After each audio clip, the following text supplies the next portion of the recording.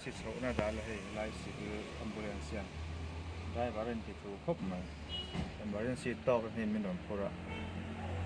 aso na bon din tir thei lo hai driver te hoi ngel khop ma poi khop ma hai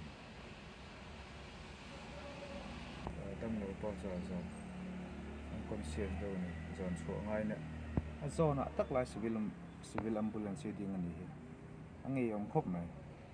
so to san har se do nan zon chho nok mai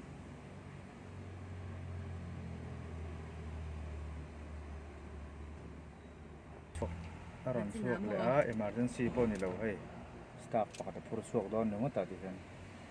emergency na dal vekin a ding ani angi yom khop mai ti hian emergency mi lo emergency na dal vekin om ni ti hian staff po phur don na ding reng a ti hen hai emergency na dalin madam lo phur to po ni lo